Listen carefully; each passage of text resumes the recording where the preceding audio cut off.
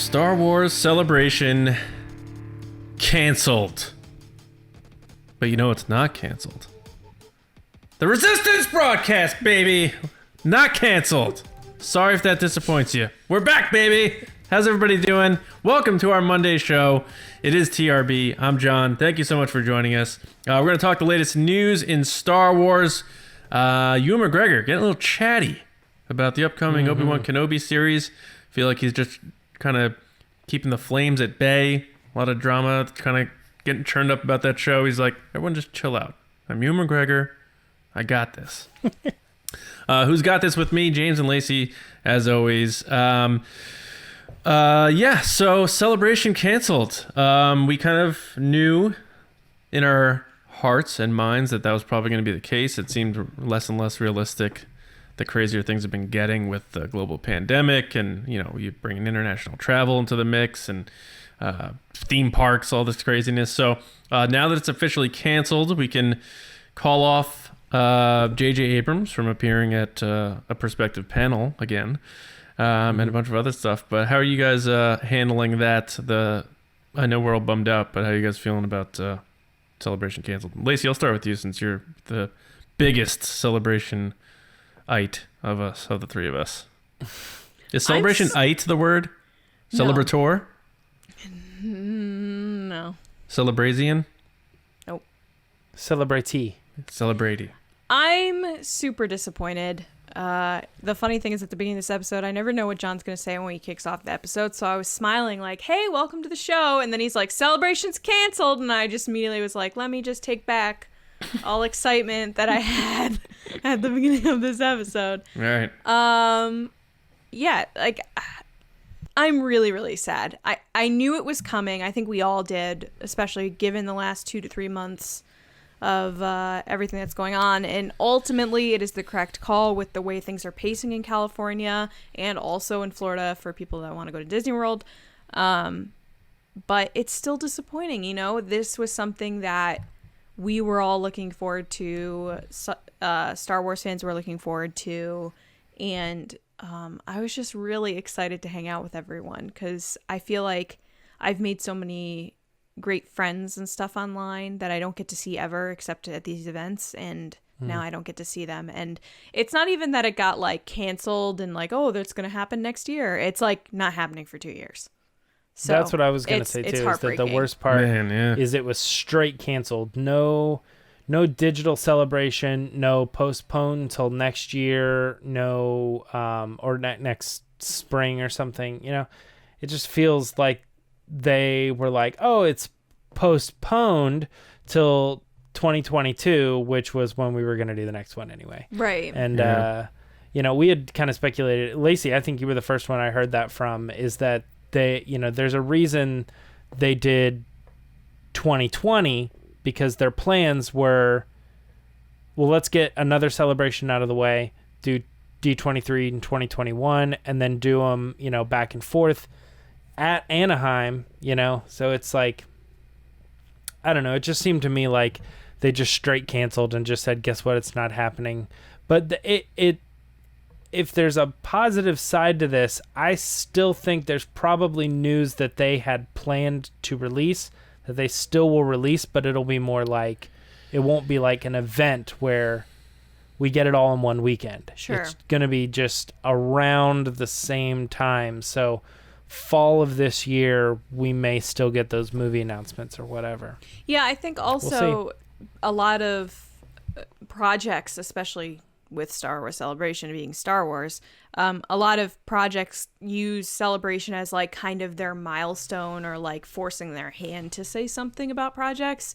And I feel like, if anything, this is allowing people to make announcements when they have more information. Like, they're not going to pre-announce things. Because if you look back at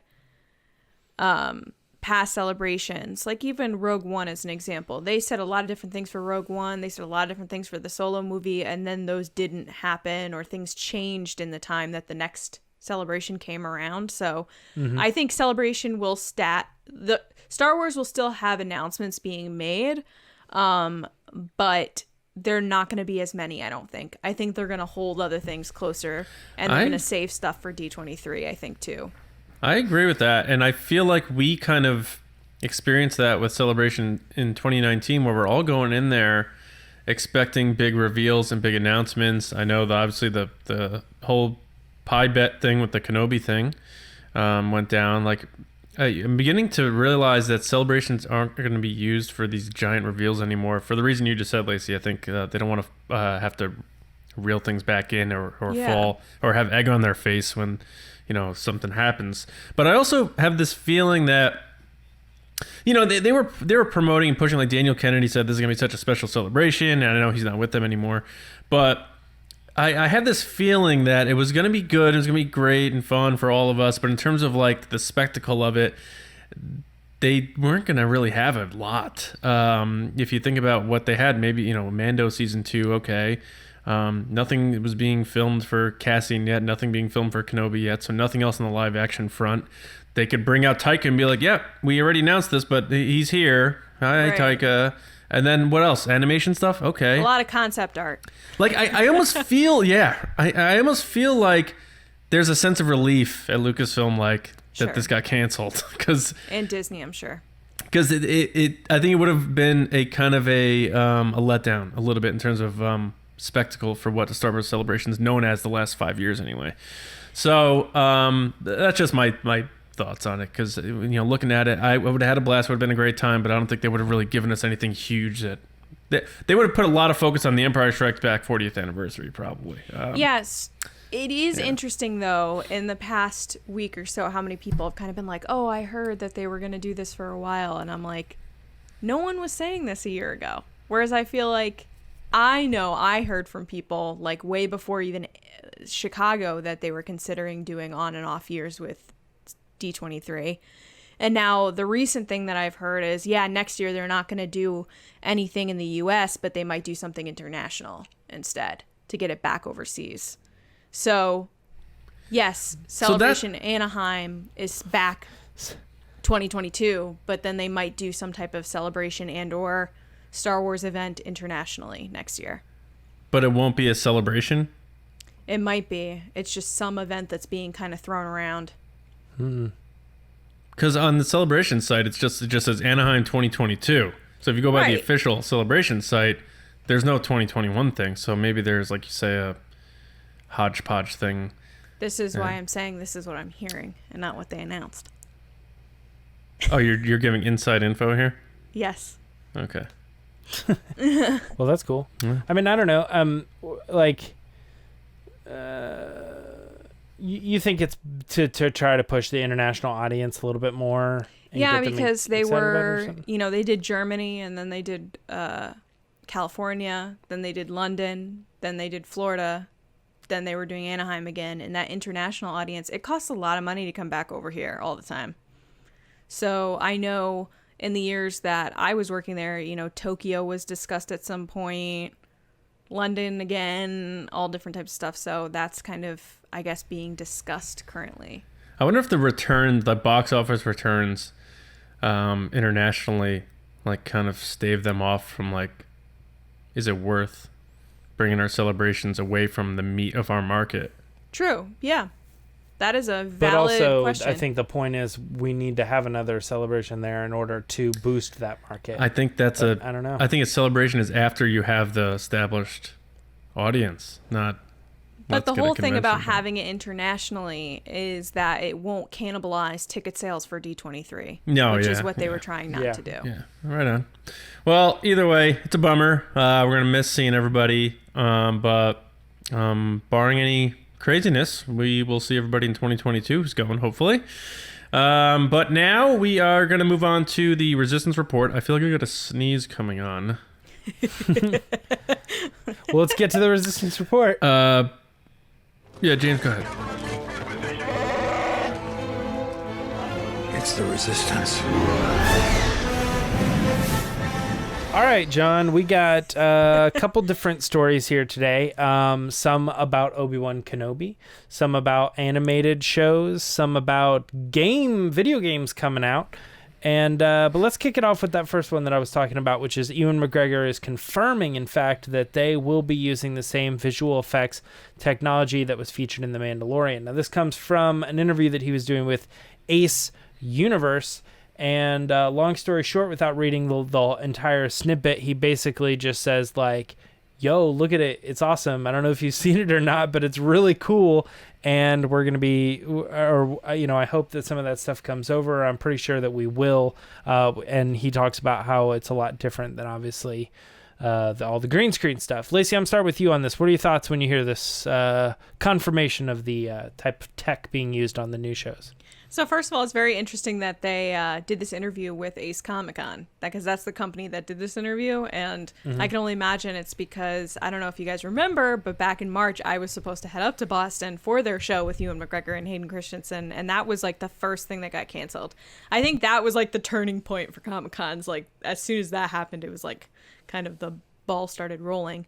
But I'm glad that they did do this interview. I'm assuming it's because they probably still have a contract with him of some sort. But he gave some really good input of where he's at, where Kenobi could be going, and then obviously with the volume. I loved seeing him with Winnie the Pooh. I know that's like not Star Wars, but it was very cute. And yeah, he's rocking the beard. He's got like the Kenobi look. Like, love that. And he just seems really pumped to be back in Star Wars and working in the Mandalorian space, which, I mean, I feel like every time we hear about this thing, like, take a drink. We've heard the volume, like, every interview with every person for the past so many months. But I'm just excited. You guys know I love Kenobi. I think he's the GOAT. I'm excited for the series. And anything that's new updates of things that are moving and progressing, especially in the current status of, like, life, is just good news to me. John, I'm going to throw you a little bit of a curveball. Do you think them using that technology proves more that he's going to different environments? Because if it was just Tatooine, right, they'd just build a set, right? No, I don't. I think it's just one of those things that they realize that they have something really special here that also is cost effective but state of the art. There's a lot of buzz around it, and they can use it almost as a kind of a power move. Like, this is what Star Wars is doing now. Like, everyone else needs to step up their game. Like, this is the deal. Yeah. What I find interesting about it, I mean, two things with this story. Obviously, they only spent 3 or 4 minutes talking about it. And I always find it, and this is nothing against the interviewer, but you always get the feeling when someone is dialed into what's going on in Star Wars, or they're just like, you get to interview Ewan McGregor and ask him about Star Wars. And sometimes you get the feeling that these interviewers really aren't like diehard Star Wars fans, and like bums me out. I kind of wish they get someone who's like knows their deal and they could like throw a couple more questions at him. But so it was still a cool interview without a doubt. But his first thing saying he thinks he's going to enjoy this more. And I think a lot of that has to do with he was pretty outspoken about the difficulties with trying to put on a performance. And I threw one of the images right in the article of him just fighting Grievous and just completely surrounded in green. And the person he's fighting is a Blue Man Group pretty much guy in all blue. Like, how do you get to the point where you're a Jedi Knight fighting for your life with 4 lightsabers coming at you and all these environments and stuff when it's just not there? That's a level of acting that is overlooked, and a lot of people pan the prequels for some of the wooden acting and stuff. And yeah, Lucas's dialogue was a little choppy, without a doubt. Even J.W. Rensler said he, would have been much better if they had Larry Kazan come in and touch it up. But it's tough sledding, and I don't know if they didn't progress technology over the last 15, 20 years, if Ewan McGregor had wanted to come back. But I think he was on board, and now having seen The Mandalorian and what they do there, I think he's even that much more excited, like you just said, Lacey. And then add to the fact that they're filming this one in England at Pinewood. So they got to do the whole, get your blueprint IKEA set together for the volume and build it, get your ratchets and build this thing over there. But I think they're going to go full bore with it. And I'm excited to see what they do with it, because you can bring up, Lars Homestead like that. You can bring up all these things like we saw in Chapter 5 of The Mandalorian. They brought back so much of Tatooine. And even though that was one of my least favorite episodes of The Mandalorian, it felt 1977 Tatooine to me. I felt like I was on Mos Eisley, Mos Espa, wherever, and all those locations, especially the cantina itself. And I don't know, it just gets me really excited what they can do for Kenobi. Again, I've talked about this is going to be the first time Ewan McGregor's acting in Star Wars that's not written or directed by George Lucas. And while that might be a negative for some people, I think it's a positive because we've only seen him do work with him and do that. Now we get to see him with all this brand new technology. Deborah Chow, who is unbelievable from what she's done with The Mandalorian as his director. You have a bunch of other writers going in, and I guess they're trying to really tighten up this script. But it's a simple little tidbit that he gave away, but it makes me that much more excited about the series. And I also love that he doesn't know what the title is, so it doesn't have a title yet. I love that he said, You hello gotta think there. the show's gonna be called Kenobi story. Yeah, right? Yeah. Do you guys think it was kind of a mistake that they went to Tatooine in Mandalorian? Because, I remember listening to BSR, and they pointed out something that I didn't think of, which was when we visit it in Rise of Skywalker, it wasn't as interesting because we were just on we just saw a bunch of Jawas and stuff, and then I thought, had they done it differently, you would have gotten the taste in Rise of Skywalker, and then you would have really went back to Tatooine in the Kenobi show. You don't think? No? Because I think Jakku was Tatooine, if we're being honest. Like, oh, really? Yeah. It's a desert planet, bunch of peddlers walking around. It was that same vibe. Yeah, but you're not there. That's obviously yeah, but we didn't see Lars Homestead, and like they brought back. That's the part of the. But you did see the cantina. That's fine.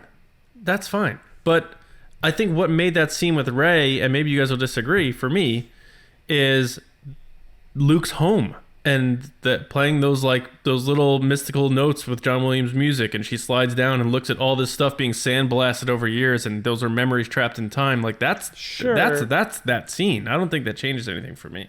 But well, yeah, I mean, I get that. I don't know. I just think maybe Tatooine. I mean, that could have been any planet, right? That they could have done that in Mandalorian. Jawas, I think that was. I don't know. They weren't on that planet, right? They were on a different planet. Those were off-world Jawas or whatever. But yeah. Anyway, I was just kind of curious what you guys thought about that, because going back to Tatooine again, and you're saying like adding all these new things, like I would hate to get to the Kenobi series and be like, it's Tatooine again, And I was kind of hoping it would feel, or I'm kind of hoping it would feel special. I don't know what I'm leading you guys on. Never mind. I understand what you're saying. You're saying that, like, a lot of fans, and they've more people have said this than not, is that, like, how many times are we going to go back to Tatooine? Yeah. So I totally understand that, where it's, they used it in The Mandalorian, then you see it in The Rise of Skywalker, regardless if it makes sense in the story for her to go back there or not. And then now you're seeing a whole show that takes place there. You're like, okay, here we are again on Tatooine. How many planets are there in this galaxy that we keep going back to this one planet? And I get that. I just am so excited that it's Kenobi that I don't really care what planet he's on. You guys know me. Like, I'm torn between like understanding that the story says he's supposed to be on Tatooine the whole time, but then also, like, you hear they're using this technology. I pitched John you the question, like, hey, do you think does this confirm that we're going to all these different planets and different environments? Because they need that technology to be able to change the sets up really quickly. I think they are. You think they're going to different places, and definitely. I don't know. Yeah, but I just don't get, like, I love BSR. I have to disagree with him here. I mean, Tatooine was in every Star Wars movie in the first 6 movies except The Empire Strikes Back. It was in all these things, all these video games. Like, it's the first Star Wars location. It's the theme park of Star Wars. I don't think one 10-minute cameo in a Mandalorian episode is going to, now I'm burnt out. Now that did it. That did it for me.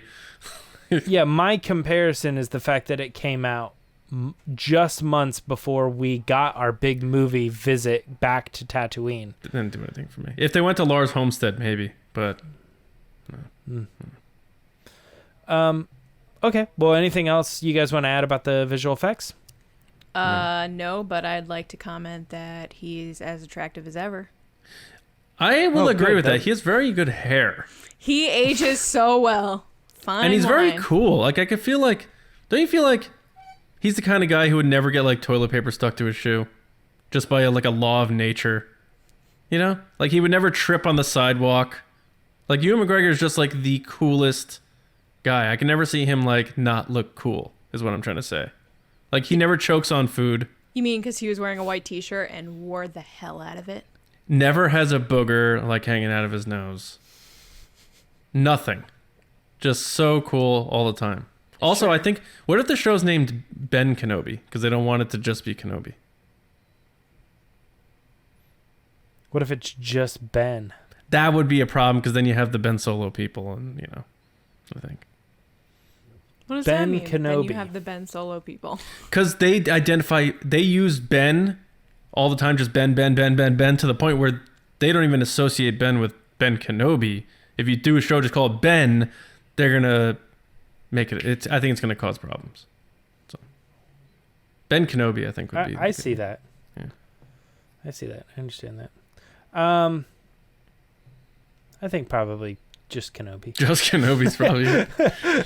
It's just so, like, there it is. Yeah, because I think they want the... You're probably right. It's just...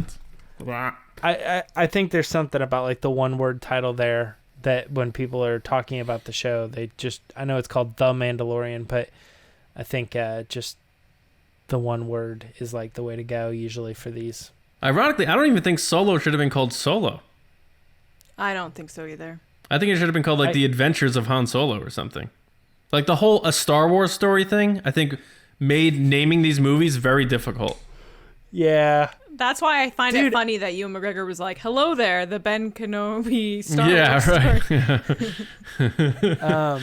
He did say the hello there. Yeah. I remember when it was announced and they were like, it was like Star Wars Anthology, and people are like, "That's cool," and then they're like, "Never mind, we take that back. We're gonna call it A Star Wars Story," and people are like, "No." I want to know whose idea that was. The anthology series was cool. You were like, "Oh, cool! It's like a collection of stories from all different people." Yeah. Yeah. Yeah. I remember They that. make the DVDs look like books, and you put them on your shelf or something. I could get that. I could get behind A Star that. Wars Story to me felt immediately like it was marketing came up with that, and they were like, because they needed to add Star Wars for that SEO. well, yeah, but even though it was still Star Wars though, wasn't it? Like Rogue One Star Wars Anthology. No, it was just Rogue One as part of the anthology series. Like, But why couldn't they do it like they do with the other movies, where it's like The Empire Strikes Back? No one calls it Star Wars The Empire Strikes Back. well, it's kind of like, and John's gonna get We're mad. so off the. It's kind of like if you did like Ant-Man, a Marvel Cinematic Universe story.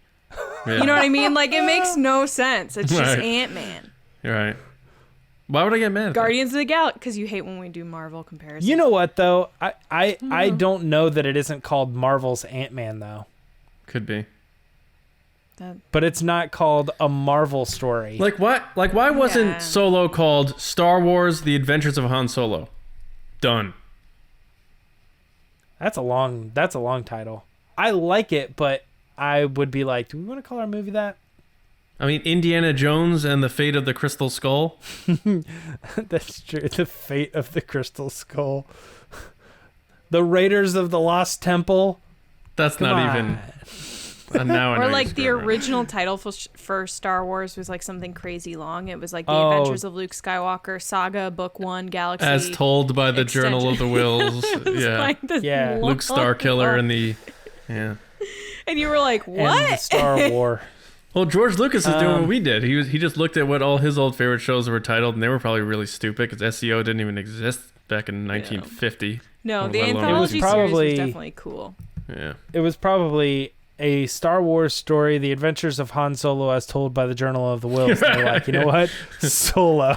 Like just And then, like cut you it say, all long out. story short, this damn thing's just gonna be called Kenobi. Yeah. I hope it is. All right, Pretty let- straightforward. Yeah.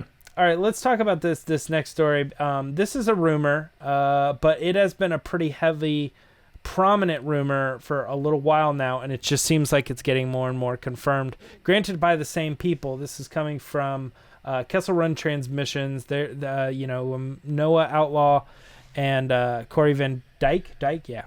And both of them are pretty much just confirming they know what's going on within Star Wars animation, and there's a lot of different things that they've actually pitched, but the focus that they're really dead set on is that there's going to be a Clone Wars show that's like a spin-off of the Clone Wars series, most likely following Ahsoka and Rex, and that this might actually be announced ahead of what they also have thrown out as a rumor, or they're hearing, the Rebel show.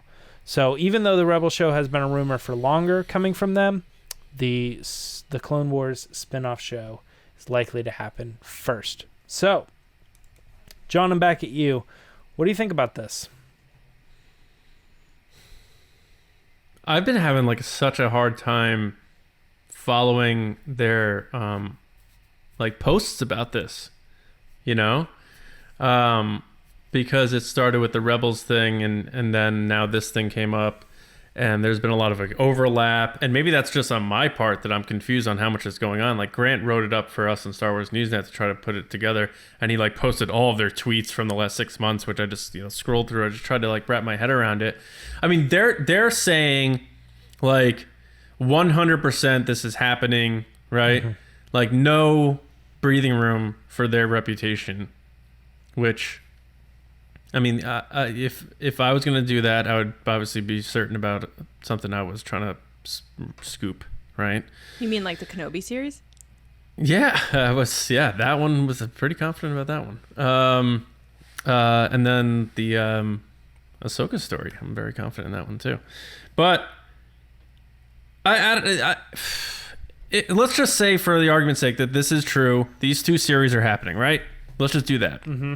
Granted, it's just a rumor, You're not confirmed by anything. Rebels and this Clone Wars spinoff. A follow-up to Rebels series, which is supposed to come out this fall, and then a spin-off Clone Wars series with the Bad Batch that's supposed to air next year.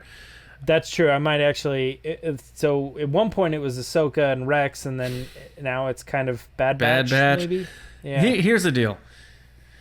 To me, if these are true, which again, just rumors, not confirmed by anybody, but for argument's sake, they're true. This to me sounds like Lucasfilm is using their animation department, at least for the foreseeable future, to cater to their existing animated audience. The group of people who absolutely love the Clone Wars, love Rebels, we're feeding you guys.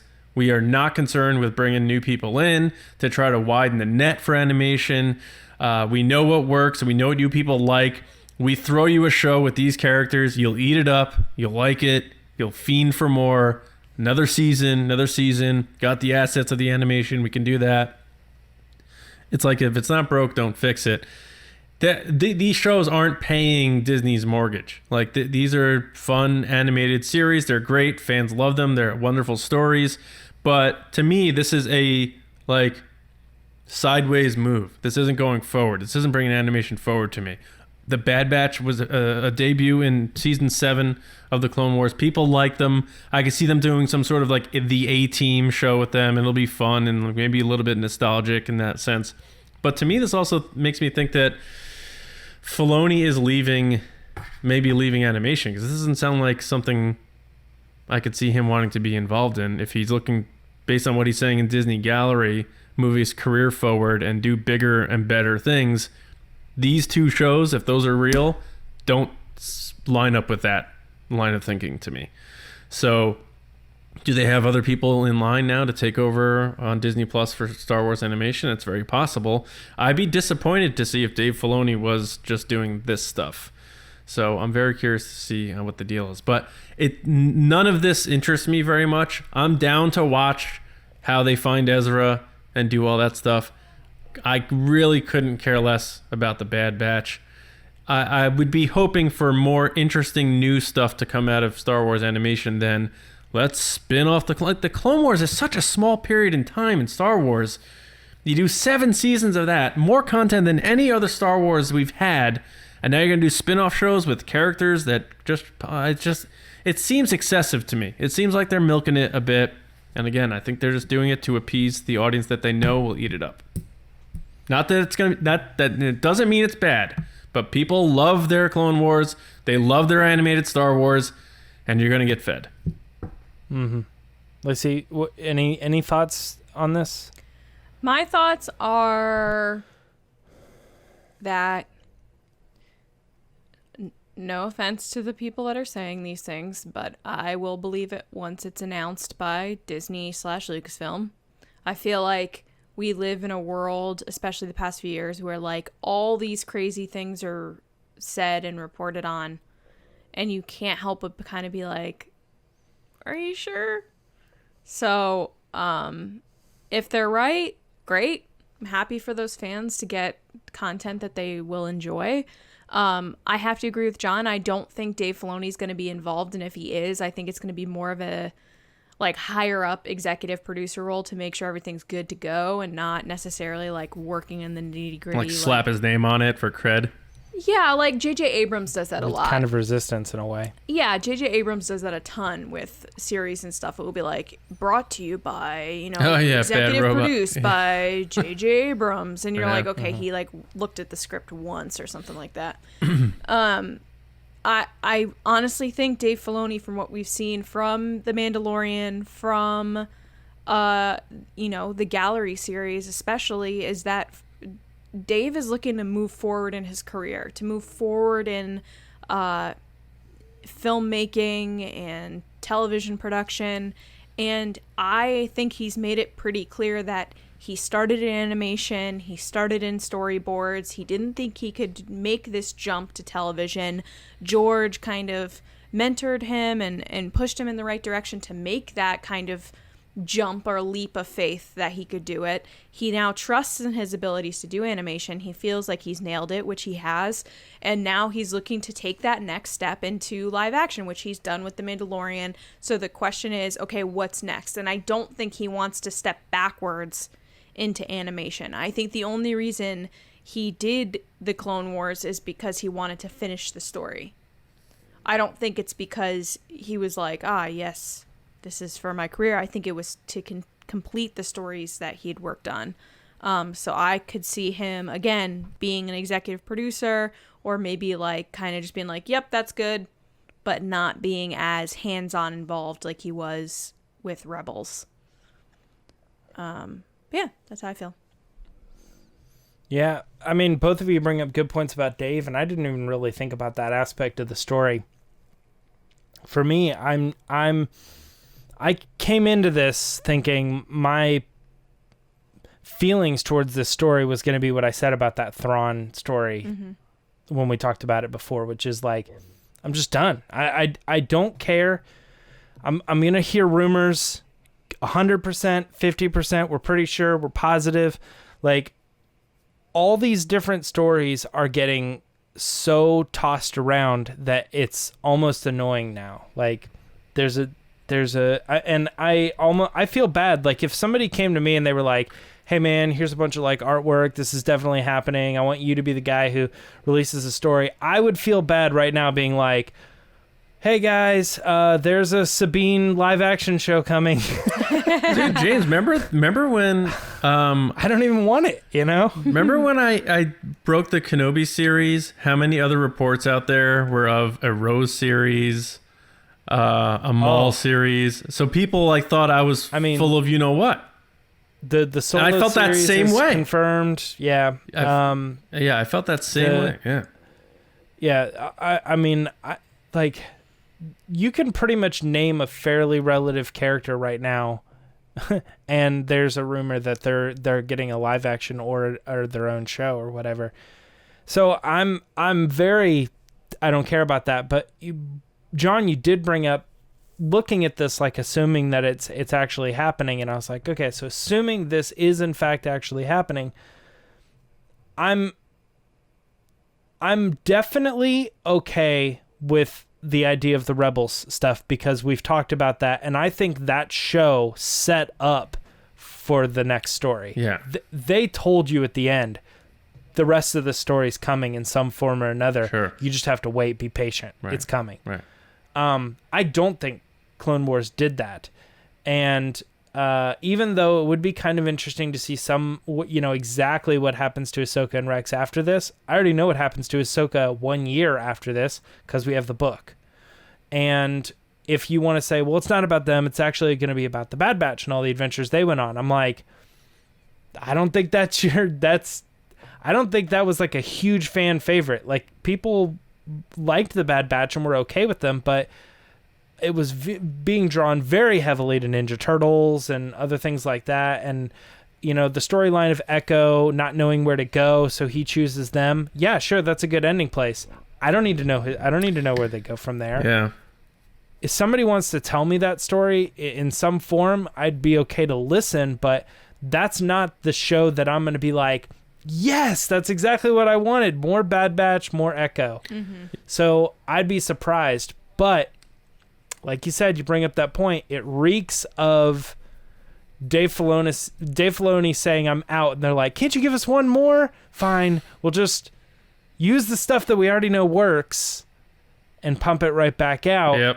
And it's missing the heart and the understanding of why those stories were great in the first place. Right. It's like it's not that we love the characters. I don't know. It's weird. It's like we love the journey that the characters went on, and now that they're closed, we're okay with walking away from them. Yeah, and it was in a weird way. I don't know if it's like contractually based in terms of how Filoni is employed or whatever, but like when they made the shift, was he contracted to make 5 series? And they're like, look, we know you're doing Mando, but your contract says you were supposed to give us 5 animated series. And like you say, he's like, well, like you said, just do that, make that work. Mm-hmm. But the Bad Batch thing, like, people like, they put him in season 7 as a test to see if people want to see him, and then they're going to make the animated series. We know that those animated series are well into production long before. We don't know what it is, but there's 3 series. There's 3 or 4 already being worked on. You just have to know. I'd be surprised if they were going to make a whole series dedicated to this group of characters before they knew whether people liked them. Like, imagine they're like, let's get into work. Steven Stanton, come in. You're going to voice this guy. You're going to do this guy. We got 3 seasons in the books. Then Clone Wars season 7 comes out, and everyone's like, man, the Bad Batch sucks. It is terrible. These guys are the worst. That Rambo ripoff guy. And they're like, we got 3 seasons in the can. Oh, no. Yeah, especially like, they didn't really do it for Bad Batch, but they did it for the characters involved in like the middle part of the series where they're like, I don't care about Ahsoka with these people. I care about Ahsoka getting to Maul. And had they been like, I think people are really going to like these characters and we should do a series on them. I mean, that it would have been a big backfire. But another would have been a bad batch example, of John, shows. Yeah, exactly. We can move on to the next story, but I think that kind of showcases your point, John, is that out of nowhere, like we saw something a while back about something called Project Maverick, and I don't even remember totally the details of why they even put that out there, but it was like, it might have even been a leak. It leaked. But it was like, it was in the PS4 it leaked. store, like in the background as like something they put in to hold, like a placeholder. Yeah, and it was just like Project Maverick, and had that not gotten out there, the first thing we ever would have saw of this thing is basically the completed game. Like, yeah, we've already got the stories, we already know the modes, we've already got, I mean, we're still working on the technical details, and I'm sure they are right now, but that game is done. It's all, we've seen it. They're just trying to put the last little finishing touches on. And that just goes to show that, like, you can work on something and be, basically completely done, and then they just drop the bomb out of nowhere, which is partially why those are a little bit believable stories. Like, hey, we're going to get the announcement, they're going to show you a big trailer and all that stuff. But But as far as Squadrons goes, let's talk about it. We got the game trailer that came out, and then officially the EA Play video happened, the live stream happened. We got some gameplay. So Lacey, I'm back to you on this one. What do you think of Squadrons? Are you excited? So as you guys know, I'm a huge FPS gamer. Like I like shooting stuff and like running into battles and doing like just causing havoc. So this is interesting because it's all of that just in a ship basically. My problem is that I've always had problems with like it's controlling the ship and flying the ship, which is a little tougher than just running around. Like the gravity and physics of it are like driving a ship, so it's a little more touchy. So I'm interested to see what those controls are like. But overall, the game looks beautiful. I mean, in the trailer when they showed that shot of like sunrise, sunset, where they're flying and they're battling and the ship comes out of the clouds, it's beautiful. I will definitely get this game and play it. I'm keeping an open mind that I'm going to like it because it's Star Wars and Star Wars games tend to be super fun. But it's definitely not something that I would normally buy because it's like kind of like a flight simulator type fighting game. And those are definitely not my favorite things. But there are just so many different modes from like dogfight to more strategy based games. There's campaign where you can play the good guys or the bad guys. A lot of customization. I actually laughed out loud in the gameplay trailer when they're like, yeah, you can customize your ship. And then they had like an Ewok bobblehead inside the ship off to the left-hand side. Yeah. I was like, okay, that's a little funny. But other than that, like, I'm super interested to see where this goes because this is kind of different than all the other stuff we've gotten so far. You know, they do a little bit of this in Battlefront, where if you happened during a fight, one ship becomes available, then you can jump in it, and I usually crash into the ground, and then we start all over. But this one is like only ships, so. Mm-hmm. Well, I don't play video games, but I do watch the video games being played. So I'm excited about this particular thing because it is going to have a story mode, and it's not just a straight thing. And they have Hera. I don't care about Battlefront, but I do care about Iden Versio and the story that was involved with that. So right. I'm excited that there is a story mode. The interesting thing about this story mode is that, you know, right now there's no movies and there's barely any TV. So right now the books and the games and the comics and stuff are all kind of like taking a forefront. This game involves Vanguard Squadron. Vanguard Squadron was mentioned in the first Alphabet Squadron, and coming right off of the book that's getting released tomorrow, Shadowfall, which is the sequel to Alphabet Squadron, Vanguard Squadron is mentioned pretty heavily in that book. Right. Mm-hmm. And I wouldn't also doubt then that when you're playing this game, the things mentioned in this book are going to be the story mode. So you're it's all synergy for you read the book, you learn more about the game, you go play the game, then you get to live it. Then you like maybe see characters from Alphabet Squadron and other people like Hera, for instance. It's funny, I forgot that Hera was in the trailer. Ray Sloane's in the trailer too. No, she's not. That's not Ray Sloane. I don't think so. A bunch of people said it was. Yeah, a bunch of people talked. I looked at it. I don't think that's Ray Sloane. I haven't had enough times to watch it. I just know that the first reaction, that's what everyone was saying. I mean, unless it's from the gameplay thing that just happened, but the thing in the trailer, I don't think that's Ray Sloane. I love I'll just throw that out there. The 500 people that thought they were the first person to point out Wedge. That was my favorite part of the trailer. That was very funny. But I I think that's Wedge. Yeah. But I definitely love the synergy going back and forth. I think that stuff is always really cool.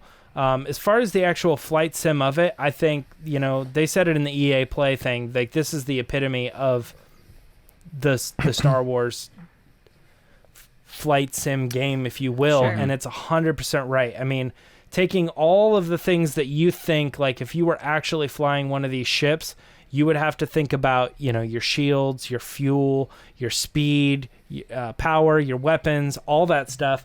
And, just like we're watching like a pod race or something, it's like, oh, I'm diverting all my power to shields, the rear shields, because they're behind me. And I'm going to be absolutely amazed at people who get really good at this game. And I think it's going to be awesome. I've also played, they did a thing for Rogue One before the movie came out, and it was with PlayStation VR, and my friend has PlayStation VR, so I came over and played that, and it is nuts. They're doing this in VR too. Well, that's what I'm saying, is I almost forget that this is a game you're going to be playing without VR. VR's the point. Mm-hmm. Like, that's what this is all about. You're flying in the ship, you're looking everywhere, and trust me, the PlayStation VR stuff, man, it's good. It feels good. Mm-hmm. It feels right. You're in it. You can't. So I watched this trailer and I go, no, you can. You can play it in VR. Oh, wow. Yeah. Yes, it's all. Yeah, the whole game is in VR. In fact, like when you're in VR, the story is first person view. Oh, wow. The story mode. You can't change They're mode? showing you. What do you mean change mode? Like, it's, in some games you could switch from first-person view to third-person where you see your ship, or... Not when you're in VR. Yeah, you might, but probably not if you're playing the VR version of it. Oh, that would make sense, yeah, because you need to be you and your thing. Yeah, looking around, yeah. But I think, like, when you get in the ship, man, I mean, I'm thinking of some of these shots and looking at the scenery and imagining, like... just a group of friends, like, all getting together and being like, all right, and they're yelling at each other, you take them on the left, that you can only see, like, what out your TIE fighter window and stuff. It's just, it's way, way cooler to me than when I see people playing Battlefront. Because I go, it's Call of Duty or whatever, And I know it's exciting because it's Star Wars and it's still fun because there's different aspects of the game. But this, to me, is... a whole new level of realism. VR, you're out there and you're moving your lightsaber around. It's never going to feel like a real physical fight, but you're in a cockpit, and you're pushing buttons and stuff, moving the throttle. James gonna get but it's still on a game controller though. Like, let's take it a step back. It's still VR, yes, but you're not actually in a cockpit. You're still on a controller. So it's kind of still like they're still one step behind. What if they make the controller like a flight It thing? is. Yeah. Yeah. So you hold the controllers in your hand and you're going to be pushing buttons. That's cool. Like, you can see your hands move. I guess. I don't think you're going to be sitting there with, like, a PlayStation controller. It depends what you hook your rig up to. James, you're going to be getting those quotes on the back of the game box. I agree. I agree that if you're playing it on PC or whatever, it's just going to be that. If you need to divert your shields or turn them on or whatever, you're going to press S. I get that.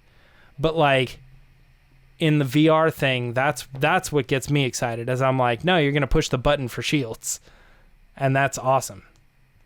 Yeah, the other thing that stuck out to me was that I found interesting was that you can't play multiplayer online until you play at least some time in all 8 ships. They won't let you play online, which I kind of appreciate, because sometimes you have people in, Battlefront. Noobs? Not noobs, but people that haven't used all the different ships or weapons or whatever. Mm-hmm. So then they quickly grab. They're like X-Wing. Yeah, it's like when you used to play Halo, like you'd have everybody run to the ships or run to the vehicles or whatever, and then you'd get someone that wouldn't know how to fly the Ghost, and you'd be like, "Why are you doing this?" And then this one, you have to at least have experience and gameplay in those vehicles. But it just seems like the overall game is allowing you to decide what your experience is. If you're good guys, bad guys, what ship are you flying? There's so many different, each ship has different capabilities. Some are, obviously faster and have more firepower, and then some have more fire, like the most firepower, but are slower. So you have to be like strategic on which one you're picking and why. And support and refilling, refueling and stuff. You start to bring in that like aspect of like the tank, the healer, and stuff strategy, like that. Like, and I just think like even when the story mode was part of it, I was like, I know they're doing a story mode and stuff, but to me, Like, you know how Battlefront is, like, there's the story mode, but, like, people play People want Battlefront the over and over and over multiplayer, again yeah. because they want the multiplayer. Yeah. I just see this. I was like, dude, man, people just being like, yo, you want to jump in some Y-Wings and go, Blow some stuff up. Yeah, go play some dogfights, man. Just matches, just over That's and like over Top and over Gun. again. That does sound interesting. Yeah, and I agree with Lacey, like flight sims just in general, like I mean, I would think it was cool to have like a VR Top Gun game. I would be like, "Oh, that's neat," but it's not the same as like Y-Wings, A-Wings, TIE Strikers, you know? Like that's cool, man. That's something you want to do over and over and over again. But not John, right? Well, I mean, I haven't bought a game console since PS3 in like 2009. So it's been like 11 years since I bought a gaming console, and my son broke that, so that's gone. But I mean, hearing you talk about it excites me because that is interesting to me because it doesn't seem like it's something that would overwhelm me in terms of button combinations or things like. There's probably a mode where I can be like, I can fly this, I can use a target thing, I can blow that dude up. That's cool for me, you know? I don't like the complexities of some games today where it's just like so much is going on that it's not even fun anymore. And I want to like hum a controller. I know a lot of people are controller hummers like me if you get too annoyed, but I don't know. Maybe one day I'll pick up another console. I guess it would have to be a PS5 because you don't want to buy a new console and have it be Make already space, an it's an outdated gigantic. one.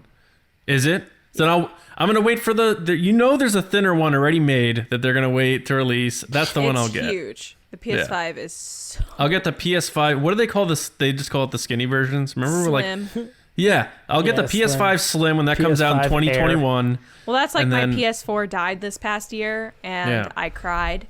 And so Right. I went out and bought a new one, and I got the PS4 Pro, and then literally the There you next go. week they were like, hey, guess what's coming out later this year? PS5. And I was like, screw you, Sony. If I Bad. if I ever get a PS5 and get my PS5 Slim, You're not I'll going to be- get one, but you can come over to my house to play it if you want. if I do it, I'm gonna start a Twitch channel. I'll have a cool name, and that'll be it. You would come watch me on I know Twitch. you don't have a good computer, but it's PC as well. What is? Oh, you can play the game on PC? Mm-hmm. My computer's sweet, dude. I don't know what you're talking PC, Xbox, and PlayStation, and it's all crossplay. So James talking Even if- smack about my computer on the podcast. Well, I know Well, your I'm computer saying- stinks, but I'm not saying it stinks. yeah. I'm saying I don't know if you have a computer that would be able to handle the game my computer can handle DOS games. because it's not built for DOS games. yeah, it's not a gaming Um, computer. All right. Yeah. But Seems cool. I like the cameos, like you guys talked about. Maybe there's probably gonna be some surprise cameos in there, and people that you access after you do certain things and stuff. But you don't yeah, get the it- excitement of hitting someone in the face, though. Yeah. That's my one setback. You know, Luke Skywalker's gonna be in this game. You know he's gonna pop up. dude, I think That T-65 is gonna come flying by in one scene. I'd rather like the satisfaction of being able to blow another player out of his TIE fighter. You know what I mean? I think would be better than just shooting him. I'm not talking about shooting. I'm talking about hitting him in the face. Mm. Can you do that in Battlefront? Yes. You can like punch people? Yeah. Is it like it was in Halo, where they're like running know what and you trying to can't stab punch- but back away really fast? You can't punch people in pod racing. That's what you can't do. All right. That's true. Can't punch people in a space. pitfall either, John. You can jump on the alligator head though. You me. All right, that's it. Then I guess for Resistance Report, Lacey, what's up next? Speaking of pod racing, which I'm assuming what John was trying to do. Oh, Now it's I time. just now got that. Yeah. You can't punch people on a Segway either. Now it's time for the Patreon pod race.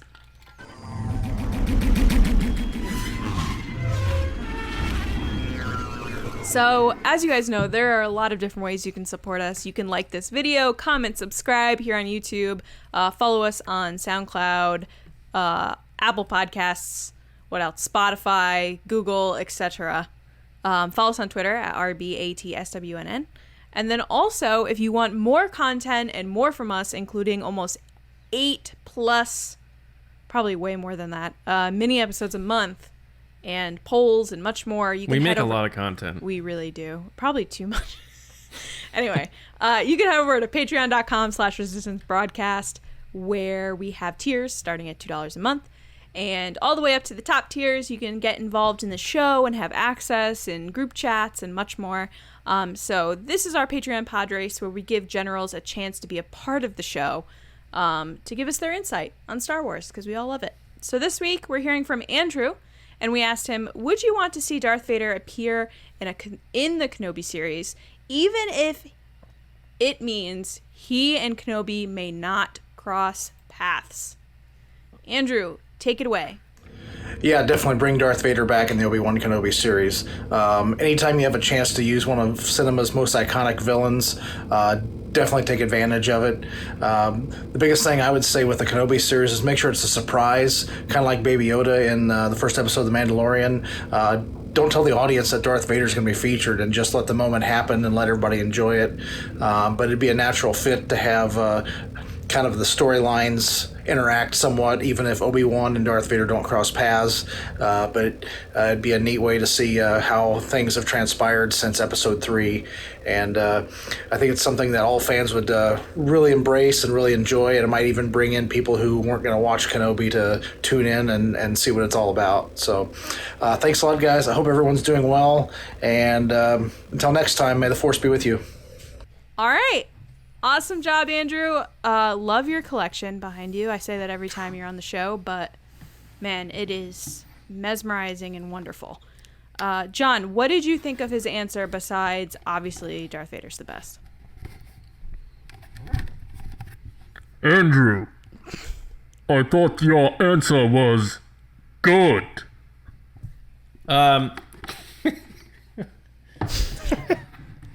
Andrew, good job, man. I agree. You got the golden goose, as we call them. Use them where it makes sense. And having Vader show up in the Kenobi series doesn't mean he has to cross paths with Obi-Wan. Plenty of times in Star Wars where something's going on over here, and you move over here and check in what's going on over there. So the Empire is very real, very full bore in charge of the galaxy at this point. Makes a lot of sense to say, let's see what Vader's doing during this time where Obi-Wan's got this going on. And maybe that could help even more build that tension that's leading up to that ultimate battle on the Death Star. So I dig what you had to say there. Fans embracing it who may not have watched Kenobi originally, maybe someone like a James Baney will watch the Kenobi series if they find out Vader's in it. I don't know. I'm just kidding, James. No, but Andrew, you're the man. You're always very positive, and I really appreciate it. I always like seeing you pop in on the Patreon Podrace, and can't thank you enough for your continued support and being part of the TRB community. Honored, and I hope you're digging that NASCAR's back in full swing. Though I don't know if your boy Jimmy Johnson's getting a win this year, but I'm pulling for one more from the guy. James? Aren't Jimmy Johnson's hot dogs? Jimmy John's is actually a Jimmy sandwich John's, shop. I think. Yeah. Are you thinking of Jimmy Dong's chili dogs? Yeah. No, I think he could potentially show up. It's funny, the question too. Good answer, by the way, because I think you're right. I think like they would probably want to use him because he's a big asset. Raise the next question of if they did want to keep him a surprise, or would they be like, nah, dude, we got Vader in this thing. We got to use him in the marketing. I almost feel like it's hard to put him in the show and keep him a surprise. It's almost like it's got to be one or the other. But we'll see. I mean, I'm excited for it. I think you did a good answer. Thanks for doing the pod race this week. Yeah. Andrew, great answer. Like we all said, I agree with you. I would love to see Vader be a surprise. I think we live in a world right now where leaks and scoops are every day, and I just want once to be surprised by something. But yeah. Thank you so much. Thank you for support. We appreciate it. And now we're going to head over to John for more fan interaction with Ask the Resistance. John? I've been wondering, what are midichlorians? That's what we do around here. You know, the TRB base is always open for the three of us and for all of you out there. And anyone who has a key. Yeah, a lot of keys these days. But John's giving out keys willy-nilly. yeah. I know. He's like, I got to make a trip to Home Depot. Have them actually make physical keys. We start mailing keys to our guests. Like orange keys with our An logo on orange the key, end. yeah. Like custom. Or just get those oversized keys, like the keys to Yeah. the city that people get. That'd be kind of Yeah. cool, actually. All right. I know someone who has a key to the city, a key to the city that they live in. Who? Some guys from. See, I don't want to say it because you're going to be like, sweet brag, but which is actually kind of a hint if anybody knows. But yeah, band. They did a festival in their hometown and they got given the keys to the city. Very good. Good for them. It's unrelated. Yeah. All right. It is time for Ask the Resistance. Here we go. All right. 3 questions this week. This first one's coming from Mark Magaha via the Resistance base. Mark, thank you. Via Patreon. Asked, will Lucasfilm do some sort of digital celebration similar to what DC is doing in place of San Diego Comic-Con? Lacey, you may have touched on this earlier in the open, but what are your thoughts on this one? Hey, Mark. Thanks for your question. So if you had asked me this a week ago before they canceled, or over a week ago before they canceled, I would have said absolutely if it would make sense if they're canceling to do something digital. I'm hearing that there are no plans for anything digital for a celebration. I hear that they're just going to be like, see you next time. And they might do like a Star Wars show, but like nothing in the sense of panels. I found it super interesting for May the 4th. They didn't do any type of digital panels or interviews with anybody for Star Wars Celebration when Reed Pop did it for all their other shows, including with obviously Star Wars guests. So I'm going by the information that's been given to me, which is no, they aren't. Sorry. Bummer. We'll have to do something maybe. James, would you like to answer a question? No, you can do yours and then I'll do mine. All right, I don't want to do one either. So, all right, guys. Well, that is no, I'm just kidding. James, Eric at the Real Eric Kish asked, how do we think Vader knew where to go after the Battle of Scarif at the end of Rogue One? How did he end up right behind the Tantive 4 at the beginning of A New Hope when Leia had a head start and he was left on the Mon Cala cruiser? Good question, Eric. And in my own experience, I have looked at this since I saw Rogue One and I saw that the Tantive 4 take off into lightspeed. I go, well, that doesn't make any sense. I just knew, like, as soon as it happened, I thought, wait a second, that doesn't make any sense. So I haven't really thought about it other than the fact that I've just kind of put faith in the story group, and whenever they figure it out, they're gonna have to come up with something. But in my head, how I have come up with it, and this is not the answer, is that in a moment of panic, they didn't have the time to put in the coordinates to Tatooine, so they light sped away from the battle. Now, they go to wherever they're going, right? Wherever they ended up, and then they have to stop, change coordinates, and then head over to the place. And they might even need to like kind of sort out where they're going because maybe the pilots and stuff don't know they're supposed to go to Tatooine yet. So it's all like coordinating how that's going to go. But meanwhile, while they're going off to this other secondary location so that they can try and go back to Tatooine, Vader has managed to get the information out of somebody on board about where that ship went. So they light speed to Tatooine and they just sit there like J.J. Abrams' Star Trek. And whenever they show up, they were already there waiting for them. I like that. That's my guess. I don't know. But yes, that is currently, I think, like a kink in the canon. A kink in the canon. All right. Yeah. Okay. Christian Morales, also via the Resistance base on Planet Patreon. Will we ever... That's interesting. Yeah. Yeah. It sounds like it could be a planet. Will we ever get a Star Wars roadmap to see what future projects, when future projects are coming, or what future projects are coming? So Christian, I would love that.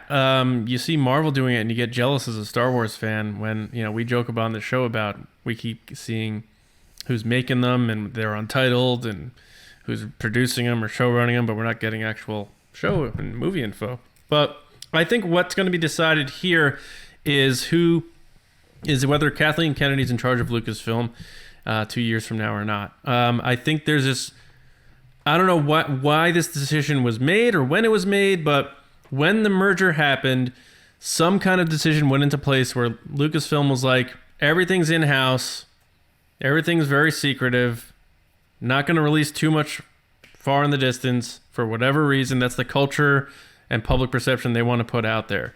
I think that's a dated, archaic way of handling your business these days, especially with the way, leaks and scoops and everyone else is kind of just like, yeah, we're doing all this and you can know all about it. There you go. I think that's going to change if Kathleen Kennedy is no longer in charge of Lucasfilm. She's old school and I respect the hell out of that. I have no problems with how they operate. That's fine. But I think a change would come if there's a change at the helm there. So I think that's what it comes down to. And then maybe we will get that sort of thing where it's like, listen, here's the deal. You're getting this movie about this in 2027. This is going on here and this is going on there. But until then, it's probably going to be a little bit of the same type of deal for the next couple of years. So that's my take on that. But that is our take on everything Star Wars for this week on this Monday episode. So we want to thank everybody for listening and watching and being a part of the Resistance. Make sure you do subscribe to us, as we talked about before. Apple Podcasts, SoundCloud, Spotify, YouTube, everywhere you get your podcast apps. Make sure you go to StarWarsNewsNet.com every day for your Star Wars news, reviews, editorials, information, and more. Rate the Resistance is going on. So if you want an opportunity to win a shirt that is unavailable on our Teespring site at teespring.com/stores/resistance broadcast. It is the Make Solo 2 Happen red variant. It is a red t-shirt with a white lettering of Make Solo 2 Happen. All you got to do is help us out by going to Apple Podcasts, if you're an iTunes Apple Podcast user, rate us, take a screenshot, and tweet it to us at RBATSWNN using the hashtag RateTheResistance. You can submit those up until July 3rd. We'll pick one winner to win one of those t-shirts that you can no longer purchase on our store. So win-win. You're helping us out, and you may win a t-shirt. So we really appreciate that very much. I think that's all that stuff. You guys can find me on Twitter at Johnny Hoey and at StarWarsNewsNet.com. James? Twitter and Instagram at Meyer Trunks, and also coming out tomorrow, hopefully if all goes well, the book discussion. We're doing a book discussion again with Kyle Larson, this time about Alphabet Squadron, a Star Wars story. I'm just kidding. Shadowfall. That comes out tomorrow. So, if you want to check out the review, and we do a review at the beginning, and then we move into spoilers, so you can check out what we have to say about it. And if you don't care, you're not going to read the book, you can stick around for the spoilers. Or you can watch half of it and come back later when you finish the book. But get excited, Shadowfall drops tomorrow. Yeah, and shout out to Kyle for this clip from his review, his written review on the first Alphabet Squadron is on the back cover of Shadowfall. So that's amazing, alongside all these major trades. Star Wars News that got on there via Kyle's review. So great job, Kyle. Congrats on that, man. Lacey, where can people chat you up? So I'm going to get to that in a second, but I totally forgot something, and I feel terrible, so I'm just going to fix it here. Okay. I need to thank the Patreon generals, which I didn't get to do, because I was so excited to hear Andrew's answer that I forgot to thank them. So I apologize. But do it. So thank you to Carmelo, Andrew Staley, Jeremy Myers, Neel Shah, David Probus, John Risi, Micah Harrison, Tampa Movie Guy, Michael Gaines, Jetta Rosewater, Beer Fett Bethany, Russ Harbison, Kendall Gelnar and Val Trichkov. So thank you. Whoa. I'm Thank you, so gentlemen. sorry Good guy, I that didn't mention Val. that in that part. But now you get a cool shout out right now, We used to do it at the end of Yeah, the show. which is still cool. But I didn't want you to think that I don't appreciate you, because I do. You can find me online on Twitter and Instagram at Lacey Gilleran. All right, that is it for this one. We will see you on Thursday, where we're bringing back the Who Are You quote game. James is going to bring the quotes, and it's going to be me versus Lacey facing off. And obviously, we're going to talk about other fun stuff too, as always. So we hope you are doing well. We hope you're safe, healthy, happy. Enjoy your weeks, and we'll see you when the base opens Thursday morning on the Resistance broadcast. See you around, kids.